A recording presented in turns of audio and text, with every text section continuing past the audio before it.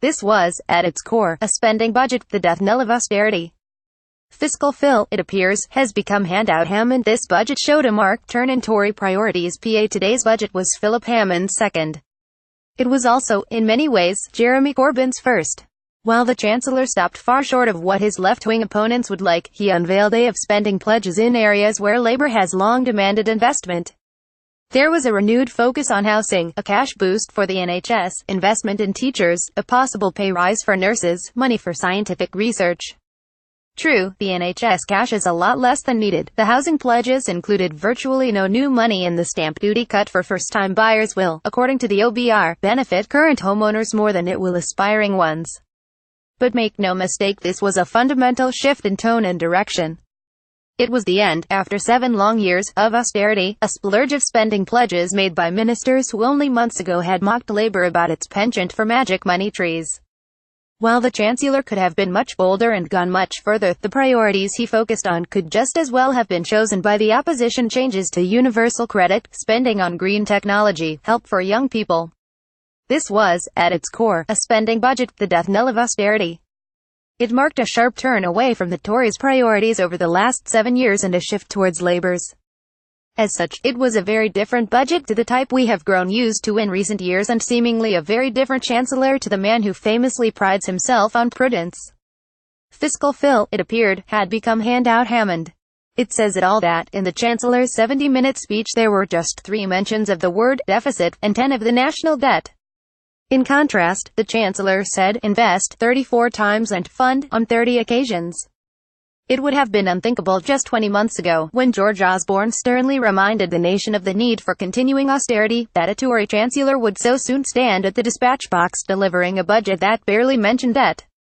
The language, too, was different. Hammond spoke about inequality, caring for the vulnerable, training teachers, not being too reliant on private developers. This was a fundamental change. The Chancellor was attempting to convince voters that his was a government committed to investing in public services. That is, in part, because of Jeremy Corbyn. The Labour leader has made an argument against austerity that cut through in a way it has not done previously. As he did so, people began to believe there could be wholesale investment in public services and a reduction in inequality, something the majority have always wanted but that many feared was a recipe for fiscal disaster. He convinced voters of something Ed Miliband was never able to: that austerity was not just undesirable, it was unnecessary too. People's perceptions have changed, as have their political demands. Now the Tories are playing catch-up. Budget 2017: cigarette packs prices to increase by 2% thanks to Hammond tax rise. Philip Hammond's budget was a recognition of Corbyn's appeal, particularly to younger voters, and the Tories' desperation to steal some of it. They know that, with millions struggling with housing costs, battling to get a GP appointment or find a school for their children, buzzwords about strength and stability no longer cut it. If anyone still doubted that Corbyn has shifted Britain's political debate to the left, this budget was their answer. The Labour leader's surprise stardom is not, of course, the only reason for the shift. It was inevitable that the public would grow tired of austerity eventually, and to some extent he was in the right place at the right time.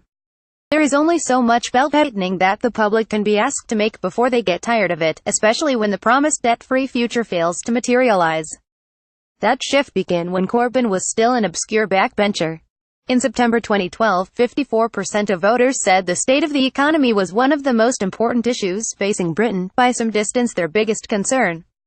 Only 20% prioritized the NHS and 13% education.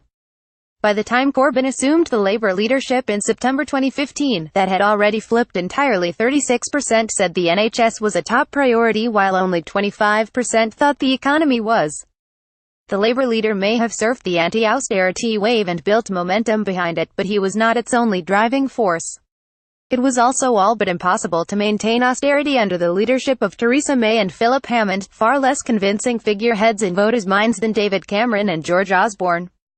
May struggles to win a debate at the best of times, convincing the public that it must go on suffering indefinitely is, truth be told, beyond her political skills. Yet the role played by Corbyn should not be underestimated. He was the politician, one of only a handful, espousing a genuine anti-austerity message at just the time the public was beginning to reach the same conclusion. Budget 2017. Hammond commits £44 billion to housing and commits to delivering 300,000 net additional homes per year by mid-2020s. The Labour leader has captured the public's imagination and forced the Tories to respond. He is increasingly setting the political agenda. He may never lead Labour to power, but today's budget showed the influence he has already accumulated in forcing his opponents onto ground that for years they were reluctant to tread.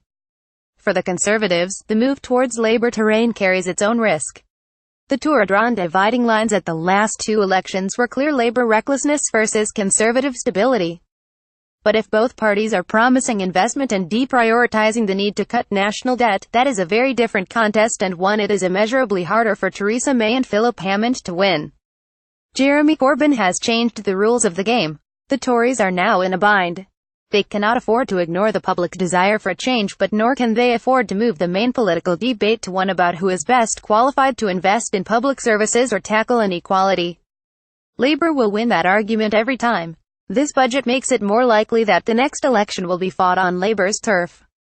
It was a clear response to the public's demand for change, a desire that has been expertly fueled by the Labour leadership. In that sense, this budget, and the future direction it sets, belong to Jeremy Corbyn. The Labour leader has already changed the country in a way most thought he never could. More about budget. Jeremy Corbyn. Philip Hammond. Reuse content. We use cookies to enhance your visit to our site and to bring you advertisements that might interest you. Read our privacy and cookie policies to find out more.